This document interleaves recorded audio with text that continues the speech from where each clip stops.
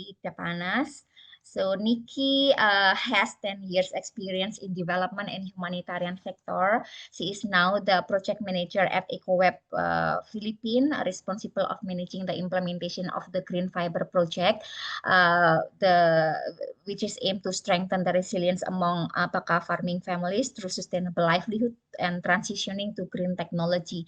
So Nikki, please share your presentation. Thank you. Okay. Thank you, Hippie. Good evening, good afternoon, good morning, good day, everyone. I am Nikki Rose Dapanas-Lajo, the Green Fiber Project Manager from ECOWEB, or the Ecosystems Work for Essential Benefits Incorporated. And it's an honor to join you today in this Local Leadership Academy webinar on developing the climate smart infrastructure at the local level. So today, I'll be sharing the insights from our ongoing initiative in Sibagat, Agusan del Sur, which is the Green Fiber Project that demonstrates how community-led renewable energy facilities can support both our climate resilience and inclusive local development. So before anything else, I would like to introduce to you about our organization, EcoWeb, or the Ecosystem Work for Essential Benefits Incorporated. It is actually a humanitarian and development organization working primarily in Mindanao, Philippines. No, our programs focus on building resilience, supporting communities to recover from the crisis while strengthening their adaptive capacities to climate change.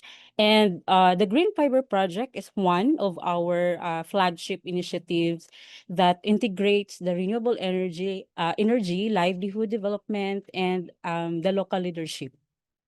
So our mission is to help communities recover and thrive in the face of crisis through climate adaptive, locally led solutions, and in which our Green Fiber project reflects this mission in practice. And we were actually established in 2006, a nonprofit, non-stock organization, and a registered in Security Exchange Commission and a licensed social welfare development agency in the Philippines.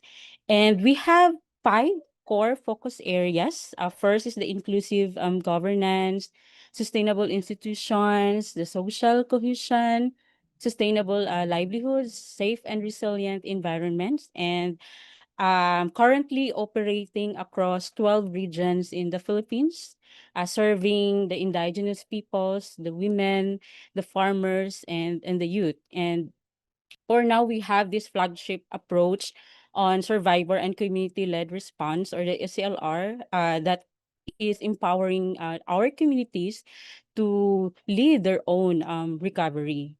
And about the innovation, we always promote climate smart, nature-based, and abaca-based social enterprises. Because we always believe in bridging the grassroots innovation with the policy to advance the locally led, inclusive, and sustainable development. So that is our the snapshot of our organization. So yes, about the Green Fiber project at a glance, it actually stands on strengthening resilience among Abaca farming families in Sibagat, Agusan del Sur, Philippines, no, through sustainable livelihoods and transitioning to green technology, or the Green Fiber project. This is actually a 3.5-year project that is currently implemented, commencing last November 2022 and targeted to be completed by April 2026, that is next year. So this project covers 15 out of the 24 barangays in the municipality of Sibagat, Agusan del Sur, in the region of Caraga, Philippines. And out of these 15 barangays, 10 of these barangays are within the ancestral domain of CADTI 093, and one in another ancestral domain, which is the CADTI 271, and the remaining barangays are outside the ancestral domain. So it's not just focusing on the farmers, but also giving importance to prioritization to our indigenous communities. So this resiliency project actually intends to strengthen the local capacity of our community that are engaged in agriculture, no, particularly in the abaca industry or the Manila hemp. No, abaca is grown for its strong fiber. Its quality is based on high tensile strength, which makes it very competitive among the natural fibers. And currently, the Caraga region contributes 10.08% of the total abaca production in the Philippines, making it one of the leading abaca producing regions, no, in the country. So yes, as I mentioned before, it also helps, no, the farmers, either an indigenous people or a non-indigenous people, no, in the target barangays to manage their land resources for food sufficiency, enhance their abaca production, and produce a greener fiber, which will be marketed through a replicable model of social enterprise. No, this is through improved cultivation methods, through climate smart farming, that will not only result in higher yields, but also produce a good fiber quality, but also produce a positive effects on disaster risk reduction. So this is implemented in partnership with the local government of Sibagat, the national government agencies, and other private groups, and not the last but not the least, our community abaca production guilds.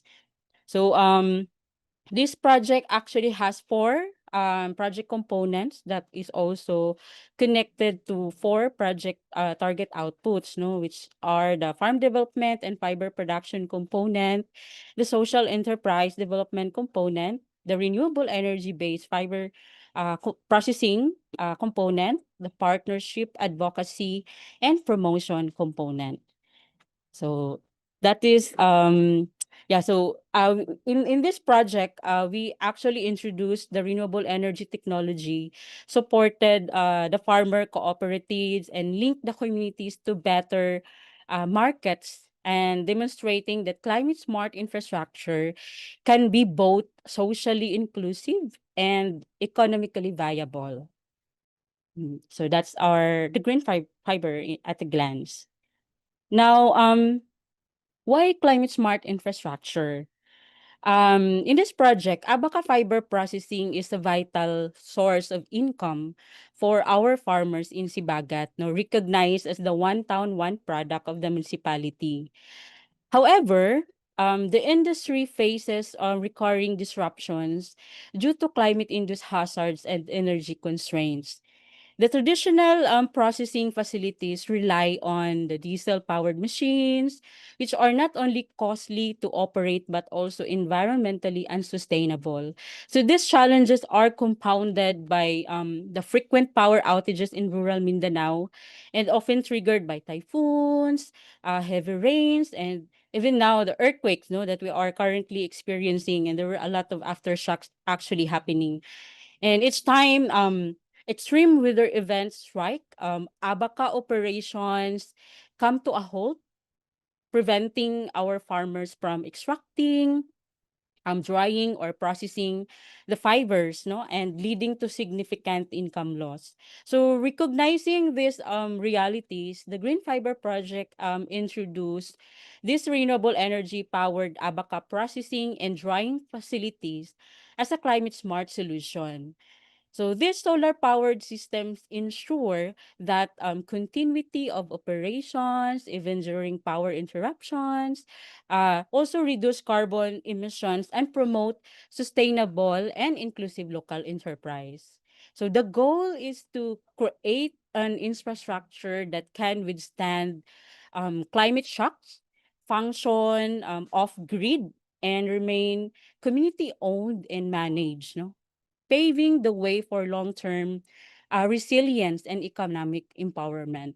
So because this is also relevant, no, why we promote climate smart infrastructure in promoting sustainable livelihood, because it safeguards, no, our livelihoods, no, because we believe that majority of the livelihoods nowadays remain vulnerable to the growing threats of climate change and disaster. So strengthening this aspect also equip the capacity of our communities with the tools and the knowledge to protect their livelihoods from the disruption caused by these extreme events. And second, it also enhanced the sustainability of the efforts started in our within our community, and integrating this measure into disaster risk reduction, to ensure sustained productivity and stability even in times of crisis.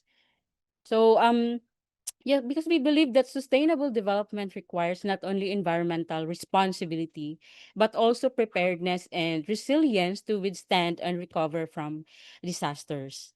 And lastly, this promotes community empowerment and adaptation.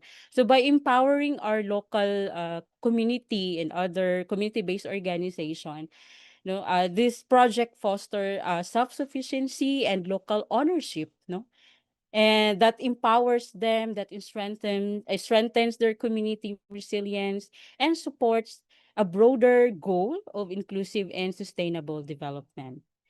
So that's one of our the reason behind why we are promoting a climate smart infrastructure. So this is actually the renewable energy based facilities of the Green Fiber project. So under the Green Fiber project, ECOWEB established two renewable energy powered facilities, one for the abaca fiber processing and one for the solar drying, no, facility. So these facilities run on solar energy, ensuring continuous operations even during power interruptions. And at the end of the project and with the completion of the transition period, these renewable energy facilities will be community owned and managed, but still with guidance and mentoring and technical support by ECOWEB and the local government unit of Sibagat, meaning the cooperatives still have the full control over daily operations, the maintenance and revenue. So this setup actually reduces the operational cost and minimizes the carbon emissions and allows for productivity even during extreme weather events, which is a major step toward climate resilience. Sorry, Nikki, can you wrap up in Okay. 5 minutes? Yes, yes. Okay. And what makes this infrastructure more meaningful is its inclusivity activity, which is another important feature of the green fiber facilities, which we ensure that these facilities create jobs for vulnerable groups, and including the women, the LGBTQ plus members, and persons with disabilities. So beyond employment, ECOWEB also conducted capacity enhancement sessions on cooperative governance, the technical maintenance, and business management. So by placing management in the hands of the local cooperatives, we fostered a sense of ownership where people don't just work in these facilities. Instead, they lead and make decisions that shape their community's economic future. In terms of the local impact, the impact has been very encouraging. No, first, the production efficiency and fiber quality have improved significantly. Farmers can now process more abaca faster with less waste. And second, stable income. No, because of better quality and collective marketing, they are earning better prices for their fiber. And third, the operational savings. No, solar energy eliminated fuel dependency, reducing costs and emissions. And finally, the project strengthened the production guilds and the cooperative governance, in which the members now meet regularly, plan collectively, and handle the finances transparently.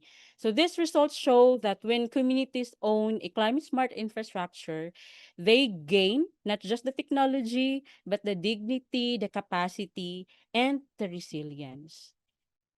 So those two facilities in Sibagat now serve as demonstration hubs for the climate smart community-led infrastructure.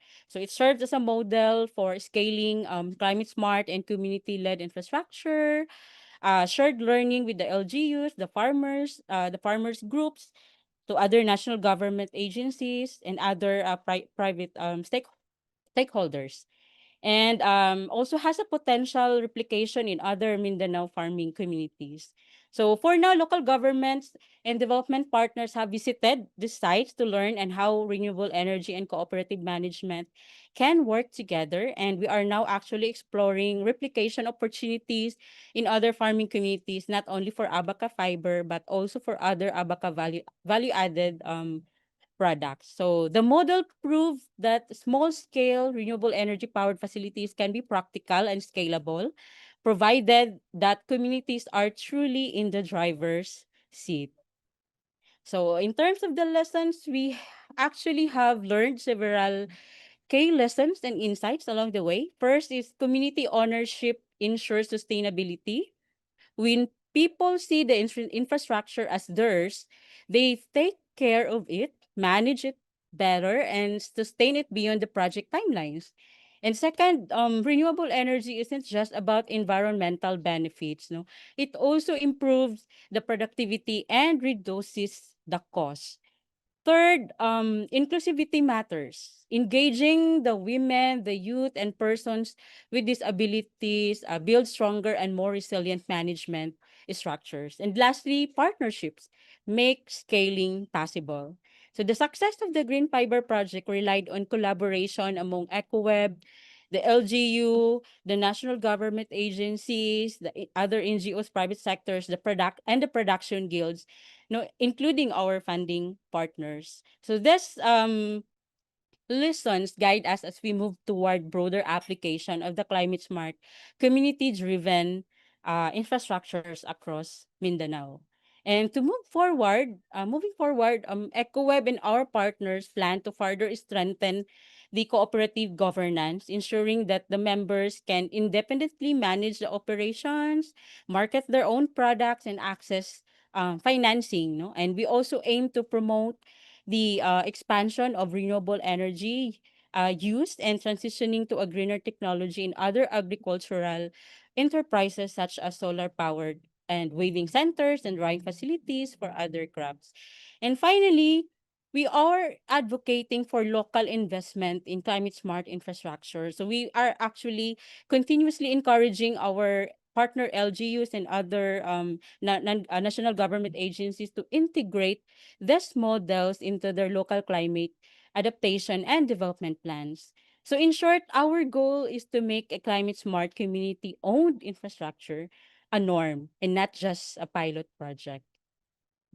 So I think that's the end of my presentation. Thank you very much for your time and attention. So through the Green Fiber project, we've seen how communities can take the lead in addressing the climate and development challenges when given the right tools, trust, and partnerships. So if you want to learn more or collaborate, please reach out to us at EcoWeb. Maraming salamat, and we may all continue building communities that thrive despite the climate challenges ahead. Thank you so much. Thank you so much, Nikki. Thank you so much for the presentations. And yeah, I will call the next presenter, Nanda. Nanda will share about smart mist irrigations with rainwater harvesting. Nanda is the Information and Communications Coordinator at Yakum Emergency Unit, focusing on inclusive DRR and emergency response, as well as climate adaptations. And through media and storytelling, Nanda amplifies community voice and ensure at-risk group are at the center of disaster and climate response. Nanda, the time is yours. Okay, so I would like to share about the smart mist irrigation rainwater harvesting system. But before we start, I would like to explain a little bit about our organization. So Yakum Emergency Unit is a humanitarian organization under the Christian Foundation for Public Health. So since 2001, EU has been working with communities in Indonesia in emergency response, community-based disaster risk reduction, and climate change adaptation. So today we're going to talk about how can a smallholder farmers adapt to climate change while saving waters and improving harvest. So this is the story about the